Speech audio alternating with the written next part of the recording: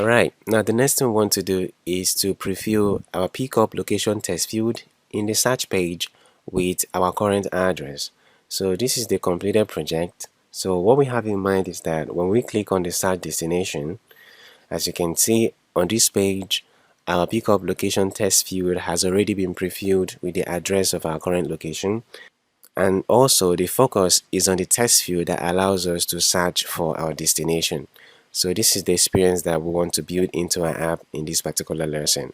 So without any further ado, let's get right into it. Here in our search page, the first thing we are going to do will be to create our text editing controllers. So we're going to have two text editing controllers. So the first is going to be for the pickup text field and another is going to be for the destination text field. Now the next thing we need to do will be to retrieve the address of the place from our data provider, right? So we're going to do that inside of our build method. So I'm going to go ahead and have string address. So this is going to be equal to provider of. So we're going to define the type of the provider, which is our app data. Okay. Now I'm going to have dot pickup address dot place name. So I'm going to go ahead and check for null. So if this is null, then our address is going to be an empty string. And then I can now go ahead and say pickup controller.test. Then pickup controller.test will be equal to address. Now the next thing I need to do will be to go ahead and assign the test controllers to the appropriate test fields. So I'm going to scroll down a little bit. So this is where we have our pickup text field. So I'm going to go ahead and use the pickup controller as the test controller here.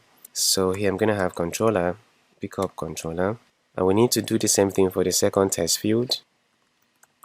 Okay, so to verify that this works, I'm going to go ahead and hot reload. Alright, so I'm going to click on search destination and bam. So as you can see, the pickup location test field has already been previewed for us. So what I want to do will be to automatically give focus to our destination text field. So let's go ahead and do that. So a focus node is a class or a widget that allows us, to transfer focus from one text field to another. So here I'm going to go ahead and define a new focus node. So I'm going to call this focus destination. So this will be equal to focus node. So like we said, we want to transfer focus to the destination text field as soon as we load this page. So normally we can go ahead and do this in the init state method, but this may actually result to an error, but let's still go ahead and do it. So what we need to do will be to go ahead and say focus scope dot of context dot request focus, and here we can now go ahead and pass in the focus node, which in this case is focus destination. Now the next thing we need to do will be to go ahead and assign the focus destination to our destination text field. So I'm going to scroll down to where we have our destination text field. Alright, so at this point I can now go ahead and say focus node, and I'm going to assign focus destination here. Okay, so I'm going to go back and I'm going to try to load the search page again, and bam, so as you can see we had an error. So this error is caused due to the fact that we can only request for focus only when our widget has been completely built. So to resolve this issue, I'm going to go ahead and delete our init state. So to resolve this issue, I'm going to create a separate method and I'm going to call it within the build method, which is somewhere around here. So when our widget has built, it is going to go ahead and call this method.